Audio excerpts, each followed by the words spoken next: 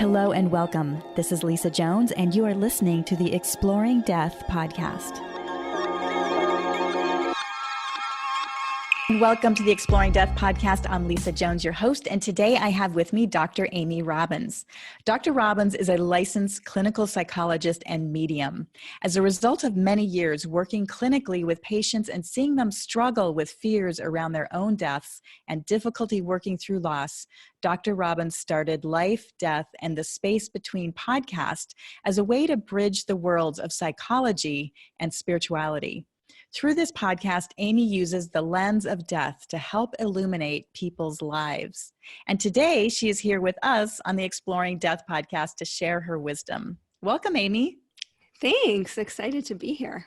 Yes, I'm thrilled to have you here. I first of all, I want to hear about what drew you to the whole death thing. I mean, there's got to be a story behind this whole thing, and maybe it even ties into how you became a medium. Yeah, I think there's always a story, right? Because we don't sort of willingly look at this. That's for sure. Elements of little girl, I did not grow. When I was a little girl, I wasn't like, oh, I want to grow up and be a medium. That was not even on my thought. Yeah, I don't know that that's like when you're applying to jobs or colleges, if that's something that, like, you check the box for, like majoring in mediumship. That's right. I wish there had been, because that would have made life a little easier, maybe. Right. Lots of people probably would sign up for those classes. So my story is I lost my aunt, my mom's sister, when I was 18 years old. So I was actually a freshman in college. She was diabetic and had complications from diabetes. She was waiting for a pancreas and liver transplant. She was on the list.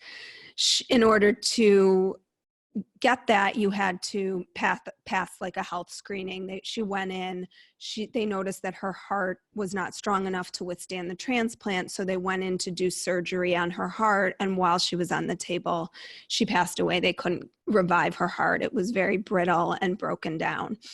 And I was in college at the time. Death was really sort of far from my memory. This was really my first significant loss. I actually had all four of my grandparents until just 8 years ago, and just lost my last set of grandparents in the past 2 years. So really have a lot of longevity in my family and never had to think about death. But she was a pivotal person in my life, and my family's extremely close. And as we were getting ready for my cousin's wedding, her son, I had what I now know was an after-death visitation. At the time, I thought it was a dream, but she came to me with some messages that were very, very clear. The first one being, she showed me sort of an image of my mom standing at her kitchen sink crying, and my aunt said to me, "Tell your mom I'll be there. She doesn't need to be upset. I'll be at the wedding." And then there was another image of her talking to my uncle and saying, let him know that I hear him when he's talking to me. And she showed me sort of an image of him, and he was pushing a stroller, walking on a path. And so I called my mom, of course, the next day, and I was like, I had the weirdest dream last night. Aunt Linda came to me, and she told me she wanted to tell you that she's going to be there and you don't have to cry. And you were standing. And my mom then said to me, I can't believe you're saying this. I was standing at my kitchen sink last night, crying, talking to her, saying, I wish you could be there to see this. And so obviously, at that point, I was like, okay, I'm not really sure what this was. But I was in grad school at the time, and I reached out to a professor of mine who was pretty spiritually minded, although very, very psychologically grounded as well. And she encouraged me to start exploring it. And I didn't at that point. I was like, you know what? I'm in grad school. I think I got like a book or two. And then my grandfather passed away. So this was about 8 or 9 years ago. And it happened again, where he came to me. Apparently my grandparents loved ones come to me around weddings, because it was another wedding. And he came to me with a message for my cousin. There was a nickname that her future husband called her that I had no idea. And he told me, say this and tell her this message. And I did. but I still sort of dismissed it as nothing. And then it started happening where I would have those experiences and I knew that the messages I was getting were for my patients, but put me in a bit of a Wow, predicament. that's a big transition. It's one thing to get messages from your family and be open and feeling supported enough to share that, but oh my goodness, your patients. Yeah. And I never brought it into our work because that's not really why people were coming to see me. I mean, they might have been coming to work through loss, but I think it would have been really jarring if I said, oh, and by the way, your dad's here right now and he's telling me blah, blah, blah, whatever that was. So I just, at that point really was like, okay, I have to figure this out. I need to make sense of all of this. And I went back to my professor and she helped me a little more. And then kind of crazy stuff started to happen in my house, lights flashing on and off, just really uncontrollable electrical issues where literally the entire house would like go in and out of lights, and I would walk into rooms and lights would flash, and I just didn't know what to do. So my professor, who years ago had recommended someone, encouraged me to reach out to that person, which I did. And for a couple of years worked with her, and she really helped me get a handle on it because it did feel a bit like an invasion. And I didn't want that. And so I worked with her for a couple of years, and then I decided maybe to explore being a medium, did what I call my internship, where I offered up my services to anybody who, I just sent out an email, and I did about 30 or 40 readings. And then I just sort of decided it might not be the way that I want to use these. I don't even like to call them gifts because I think, I'm sure you feel similarly. We all have them. And so it's Absolutely. just Yeah. The idea that it's a gift is, to me, overstating it, because everybody has this capability. It's a matter of whether you're interested in pursuing it and using this technique or whatever to communicate. Right. Exactly. And I just, I still can see, like, people are like, are you getting information all the time? No, I'm not, because it can be for the most part shut down for me. Sometimes I was in a yoga class a couple of weeks ago and had a conversation beforehand, and like then experienced some information coming in. So sometimes I feel like the channel opens and I didn't do anything per se to open it, but it's just open. But for the most part, I'm not like bombarded all the time. Right. Yeah. I feel the same way. I feel like I have very much control over opening or closing the channel. And you're right. Sometimes it kind of leaks through or seeps through or whatever. And, but for the most part, because I know whenever I meet anybody, everyone's, the first thing they say is, oh my gosh, do you see anybody around me, or what do you get? And I'm like, nothing, because I'm not like, I'm at a cocktail party. Yeah, exactly. Right. I'm here having fun, or I'm walking on the beach. I'm not doing work right now. Right.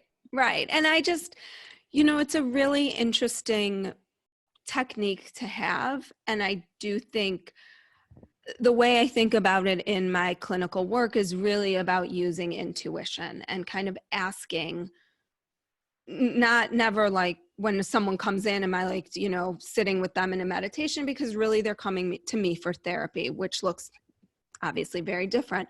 But I do often feel guided. And I think that can be validated by when someone says, oh my God, that is exactly what I needed right now. Or things like, oh, the way you said that was like just exactly the way I needed to hear it. And that's when I feel like it's something outside of me. Right. And I agree with that too. I feel like many times when I'm talking to somebody, again, not that I've gone into a trance or into my complete channel, but just all of a sudden this information that I'm not even necessarily clear on what it means, but I'm like, oh, well, have you thought of this? Or, what about this idea? And then, like you said, it's just, they almost stop in their tracks and look at me and like, oh my gosh, like that's, that just is exactly what I needed to hear right now, or whatever. And so, I think we're all channeling, you know, at times. Mm-hmm. Again, I think society really can keep us back from expressing our true channeled or divine information that's coming through, because again, there's so much stigma around this idea, and people aren't aware. They don't understand the subtlety of when they're channeling something versus when they're speaking from their mind. And really it's about creativity. You know, it's about allowing yourself to open to your creativity and allow that energy to flow through you. And I think that's where the magic happens. Totally. And the more you open up, the more you can, I found, differentiate between what feels like it's a mind-based thought versus what I feel like is a soul-based thought almost, or a soul-based, like, clear cognizance. It just kind of comes to you. Like, I had a really interesting experience just the other day. I did a between life soul regression. And I asked a question in it, which I sort of was kicking myself for asking because the answer was like a little frightening. I asked about my exit points and when the future ones were. And it had come really clearly to me, like the numbers of my future exit points came pretty clearly. I'm assuming your listeners know exit points and stuff. No, I'd love you to explain that. Okay. I don't even know that I can explain it so well, but it's whatever you know, let's chime in. So there's this notion that we choose coming into our lives 5 exit points at different times. And we can either choose to leave this physical realm then, or we can choose to stay and keep working and moving forward. Is that right? Okay. That makes sense. And so I had asked if I had exit points already, which supposedly you have them like at different segments of time. So like 0 to 18, 18 to blah, blah, whatever. And it works its way up. And one of my exit points is coming up. And I was like, oh God, I mean, it's not like now, but it's in the next 10 years. And I was driving in the car and I was like trying to be okay with the anxiety around death, because even though I know all of this, I'm human and I feel like I still am like, you know, it sounds great over there, but I'm not so sure I'm ready for it, type of thing. And clearly why that number was there came very clear to me. And so I don't know why I'm like keeping it a secret. My exit point was 49 and my aunt passed away at 48. And one of the things that I had always had in my consciousness until she really came to me was her life was similar to mine in some ways. We are both the oldest of 3 kids, oldest of 2 girls. We're the oldest daughter of two younger siblings, another daughter and another sister and brother, same order, same difference between us. So psychologically, I had made connections that my life was going to likely turn out like hers, and I might not make it past that time. And it was in that moment, this was not a conscious thought process. This just literally came to me and I was like, oh, that makes sense. And it felt outside of myself. That's sort of the best way that I can explain it. Wow. I love that. And I love that idea of just the knowingness, you know, it's like you said, it's not a mind thought. It just suddenly washes over you. For me, it's almost like I walked through a threshold, and it was like before I walked through, I didn't know. And as soon as you walk through, boom, it drops in. And it's not like you heard something or even felt something per se, but it was just suddenly this knowingness. And I had that actually when I was visiting my mom. It was 5 years ago, and we were here in Hawaii, and I was going home. And as I left to go to the airport and I walked out of the condominium, it's like I walked through a threshold and it was like, you're going to be back and something's happened to your mom. And I just was like, almost looking around like, what was that? But it was just this pure knowing. And sure enough, a week later, she had a stroke and ended up dying. And it blew me away to have that knowingness. And yet I kind of put it out of my head because I didn't want to think about it. Right. I get it. I'm sure it's similar to you. Yeah. I mean, I was so glad that came to me so quickly, because I had called a friend right after this regression, and she was like, all right, well, we're going to celebrate 49 big then. We're not waiting for 50. And I I've always had a sense that I was going to live a long life. You know, some people will say like, I sensed that I was going to die young, or after they die, their loved ones will say they always thought they were not going to live long. So for me, when I heard that, I was like, yeesh, this wasn't my plan, which I guess it never really is, but it really, then everything kind of made sense, like why I might have contracted something like that. Because if I didn't really hear my aunts speaking to me and really kind of take seriously her guidance, and she has been my greatest teacher. And it's interesting because in life, I didn't feel that way about her. Like I really didn't feel like she was someone I wanted to, she wasn't a role model for me in that way. But in her death, I'm grateful to her every single day for her leading me to this point. Oh, wow. That's so powerful. And I love the idea too. I mean, you have free will. So like you said, it's an exit point. And, you know, now that you've grown so much and learned so much, you know, yeah, that's one point along. It's like, I view it as a highway. You're on this highway and there's one exit, which, oh, you can take it or not take it. So, and to allow yourself to feel the anxiety, but let it go and just keep living your life. Yeah, I'm going to just wave at that exit as I go by. I love it. I love it. Well, tell me about, okay, so you work with your patients and so many of them come to you about the issue of death and dying. And so are there, I don't know, are there things that you tell them? Are there, you know, maybe 3 ideas or something to help them get through it? Or, I mean, what's your technique? Well, I think that people don't necessarily know that that's often at the core of why they might be coming to me. You know, it's not always the case, but usually there's some existential kind of, what is this? What's the meaning behind this? Usually, I always say to people about therapy, it's like, come for the crisis, stay for the growth. You know, a crisis is typically what brings people to therapy.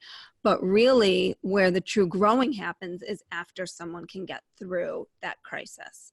And once they can, that's where I can dig in a little deeper. And I like to explore people's understanding of death. What are their belief systems around it? Who have they experienced that they've lost? What was that like for them? Because oftentimes what I find is people don't have a belief system about what happens when they die, or it's a religious belief system that was passed on to them and they either accepted it or they didn't. They don't think about, well, what could I integrate from that, but take from this, you know, really kind of come to their own sense of what makes sense to them. So that's often a big part of what I do, is just explore that with people. And I think too, just talking about it. Right.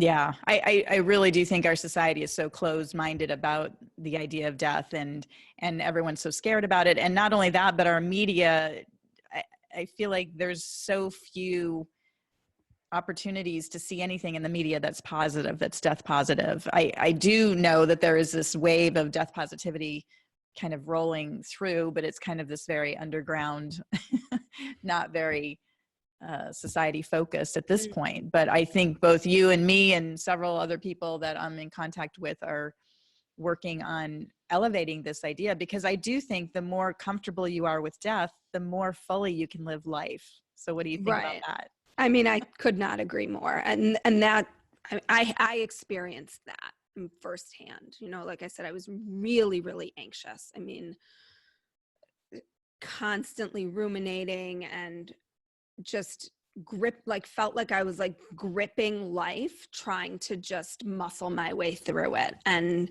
having that experience, I'm not saying this would be for everyone, but it really did sort of dissipate, because I got comfortable with the idea of death. And I think I want to just clarify, that doesn't mean that I don't sometimes fear death or fear the death of people close to me. I have 3 young kids.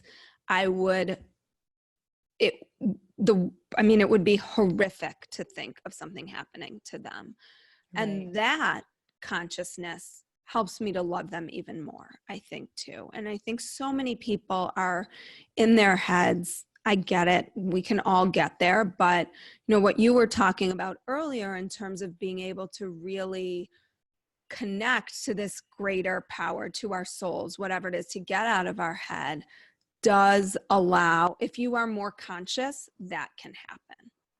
Right, right. And I just want to clarify. So before your aunt died, 0 to 18 or whatever, so in your teenage years, you were deathly afraid of death, so to speak. I Is that don't what you're know saying that about I gripping saw or? it in that way. I just Okay. saw the gripping was around life, like Oh, around okay. needing to make certain things happen, or needing to have a certain job, or needing to, I was going to college and then looking for jobs. So that's a time of high anxiety for people. They're Right. making these what feels like major life decisions, and that feel like life or death decisions, frankly, even though in retrospect we know they're not, right? The decisions you make at 22 are not going to necessarily be the trajectory of your life, but at that point that was my experience. And I think some of the psychology of my aunt's life contributed to that.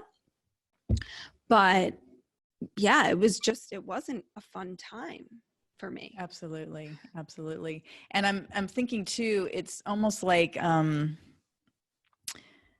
just lost my train of thought, but the idea of, the idea of death, it's what you said about, being a stressful time, and it's like a life or death decision making, finding a job or whatever.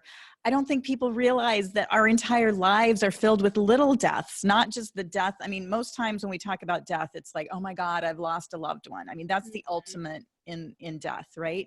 But losing a relationship, finishing school, your kids going off to college. I mean, all of these little deaths that we experience. And that's, again, what people they don't want to deal with it. That's the crisis that they end up coming to you for, right? Right, exactly. And even like to take that, minutia even more, deaths of a dream not becoming a reality, the way you thought things were supposed to be and aren't. I have a quote. I don't think you could see it right behind me. It says, "What screws us up most in life is the picture in our head of how it's supposed to be." Every time that picture doesn't play out, that becomes a loss and a death for you, for anybody who has a vision of how things are supposed to be and it doesn't turn out that way. And so there's all of those little losses as well. Right. Wow. Which then I'm just getting chills thinking about the impact of, by being able to really fully accept the death of a human being and understand that death is a transition, and it's, it's birth and death, and it's yin and yang. And then to be able to apply that to every single situation in your life, like we just discussed. I mean, that's why it makes life so much just better and more vibrant, easily fuller, and vibrant, fuller, and all of that, because you're appreciating it more. You realize, like, wow, I'm only here for a certain amount of time. And so if I'm not afraid of what's the end point, your exit strategy or your exit time, what was it? My exit point. Big party for 49 people. Big party. That, I think that's the key right there, is to, the more fully you can embrace death in the big picture, the more fully you can embrace your life in every single little moment that passes by that's not fulfilling what you thought was, supposed to happen, which is life. Right. And I think the important takeaway in that is that doesn't mean that everything is always going to be happy, and every situation that feels uncomfortable or sad or you feel angry is supposed to be, oh, well, I'm going to die, so I have to turn this upside down, right? It's, I'm feeling this way and that's okay. And then allowing that to kind of ride like a wave and move forward. And that we're human. We're going to feel all these range of emotions. You can't get away from that. Me knowing that I'm going to die and being more comfortable with it maybe than most people doesn't mean that I don't have the whole range of feelings of happiness and joy and excitement, and also fear and sadness and anger and disappointment, all of it, because that's the human existence. Right. I was just going to say, welcome to being human. Yeah. And that's really, I mean, in my thinking, is what we signed up to come here to experience. And the more fully that you can experience all of those different emotions, the more, once again, the more vibrant and fulfilling your life is, even when it's you're in the depths, the lows and the super really heartbreaking times of your life, because if you don't have that, you never get the highs, Right. that gives you the peaks and the valleys, and Mm-hmm. without that, you're just living a monotone life. And what's the point of that as well? Right. It's like, I don't know if you remember the movie Parenthood. Do you remember that movie? Yes. Mm-hmm. With Steve Martin, when the grandma walks in at the end and she talks about, life could be a merry-go-round or a roller coaster, but she feels like life would be really boring if it was just a merry-go-round. Right. And that's what life is. It's a roller coaster. And I think for me, when I got to a point where I felt like no matter what happens, I think I'll be okay. I know I'll be okay. Like whatever happens to me in my life, I have the internal psychological strength that I can survive it. Doesn't mean it wouldn't be hard. Doesn't mean I wouldn't be, under the table for a period of time. It just means I knew that I could come out of it as a result of my experiences with my aunt and just my own growth. I think that was when also life became so much more vibrant. It was like, okay, you can figure this out. You'll be okay. Right, right. Well, and as I always say, that my husband's death really woke me up to life, because before that time, I literally was just in a box. I also had all my grandparents. Well, I guess I lost one when I was very young, but I had all of them, and they lived after my husband lived. They were all in their hundreds when they died. Oh my So, gosh. um, you That's know, amazing. it was, yeah, I was 37 when that's when my husband died, the first time I really experienced death. So I lived in this bubble of just everything, just being pretty okay. So, Mm-hmm. Mm-hmm. um, yeah, it's been an interesting experience. Well, listen, I would love to pull some cards for you, and maybe we can All get a right, little bit let's more dig about in. your exit point or something. I don't know. We'll see. It's not my exit. It's just a point. It's no longer an exit point. It's just a That's point. right. Oh, good. It's just a point. Okay, that is great. All right. I'm going to pull 3 cards as usual. Okay. Well, the first card, which is the blockage card, is pleasure. So just tapping into, I guess what's coming through is it's almost like this idea of death and spirituality. It doesn't feel pleasurable. I mean, just in the surface, it's like people, it's like they don't want to go there. It's not like, no, death, nope, don't want to talk about it, don't want to go there. But so anyway, that's just the starting point, is where we start. And so, oh gosh, the action card is beauty. And so the point of the beauty card is in this situation is that truly death is beautiful.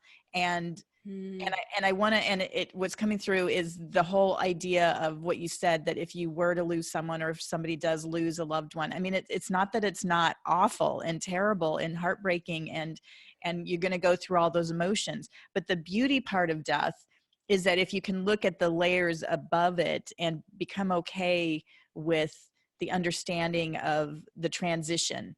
And just recently it was revealed to me that many people that have had near-death experiences feel as though when they leave their body, it's leaving a tight shoe, or a very, like, a closed-in stuffy closet that they finally broken free of, and they feel so exuberant and just free, on that other side. Well, think about a baby coming through a birth canal. Right? Mm-hmm. They're in this tiny little womb, and they're being birthed into this world.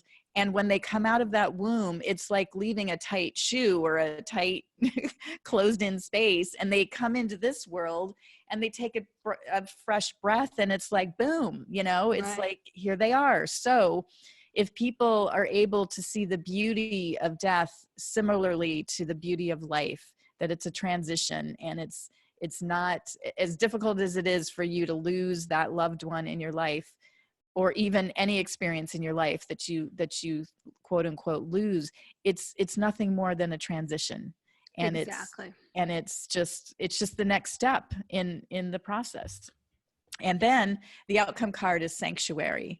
When people are finally able to understand that concept, that death is not to be feared or be scared of, then you can wrap yourself in that knowledge and be able to walk forth on the rest of your life, not fearing that death and not completely living your life to the fullest extent. The other thing that comes through many times when I channel passed away loved ones is if they had only known how free they were in this world to truly express and to, you know, go as big and wide and as far as they wanted, they would have, you know, it's almost like these regrets that Mm-hmm. passed away loved ones feel like had they just known that there was no repercussions for them to really live their full life, then they would have played it so much bigger. So anyway, that's what came through. So interesting. What's your thoughts on that? I've never had that, what you did, done before. It's funny Oh, because okay. people are always like, have you been to mediums? And I was like, I think twice. Once I went with my husband to try to bring him over to the other side and make him a believer. And he's not a skeptic anymore, but it was when all of this started happening to me, and he's very, very practical. So the fact that he has embraced this is interesting, and I didn't get read. And then the second time I went with my family to a large group reading as well. So I'm always interested in exploring more of these different, I think they're just other modes of healing and understanding yourself. Right. Fantastic. And what you said makes a lot of sense. Right. Well, good. I'm glad that resonated and hopefully with the listeners as well. So Amy, what are the takeaways? What would you like to, is there any last thoughts or anything you'd like to share? I think obviously if people are listening, they're already exploring death, hence the name of your podcast, right? Right. But just to be open and to be curious, not just around death, but around life in general. Like follow, if a door opens, follow it. And if it doesn't lead anywhere, no harm, no foul. Like your time is endless, right? As we know. And so that path might lead somewhere else, and wherever it leads, just kind of go with it. I think that's probably my biggest one, is just be open and curious and expand your consciousness, like in whatever realm. It doesn't need to be around death. It could be around anything. You're right. Get out I love there that. and learn and explore and be open and be open to other people and their stories, because people are fascinating.